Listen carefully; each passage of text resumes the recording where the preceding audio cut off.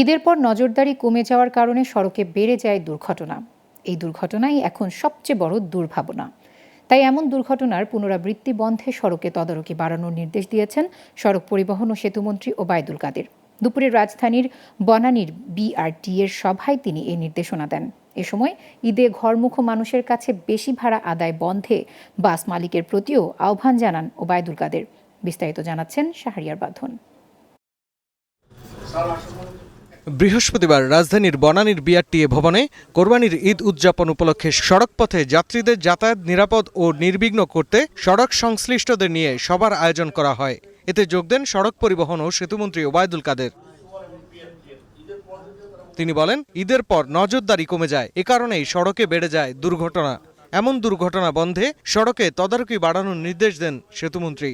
ঈদের পরেই অ্যাক্সিডেন্টটা বেশি হয়, গতি বেড়ে যায়, বেশি ট্রিপ নেওয়ার জন্য অস্থির হয়ে যায়।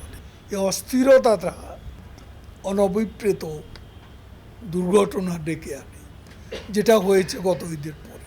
এবার আবারও এ ব্যাপারে আমি সংশ্লিষ্ট সকলকে স্মরণ করিয়ে দিতে চাই, এ দুর্ঘটনার পুনরাবৃত্তি রোধ করা আমাদের দায়িত্ব।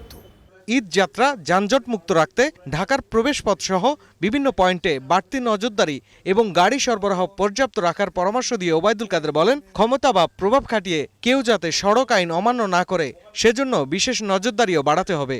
যানবাহন সেখানে প্রয়োজনের তুলনায় কম থাকে, হাজার হাজার শ্রমিক রাস্তা দিয়ে হাঁটতে থাকে, তা এতে যানজটের কারণ সৃষ্টি হয়েছে। আরেকটা যানজটের উৎস হল মেয়র হানিফ ফ্লাইওভার, সেখানে 1 ঘন্টা 1.5 ঘন্টা পুরা ফ্লাইওভার অচল হয়ে যায়। এই বিষয়টা সিটি কর্পোরেশনের সাথে বিশেষভাবে আলাপ করা দরকার। ঈদের সময় ঢাকা শহরে খোঁড়াখুড়ি বন্ধের নির্দেশ দিয়ে ওবায়দুল কাদের আরো বলেন, বৃষ্টির সময় খোঁড়াখুড়িতে শহরে যানজট সৃষ্টি হয়, এতে ভোগান্তি হয় সাধারণ মানুষের।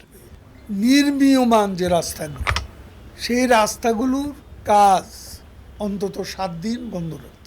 শাহরিয়ার বাঁধন, গ্লোবাল টেলিভিশন, ঢাকা।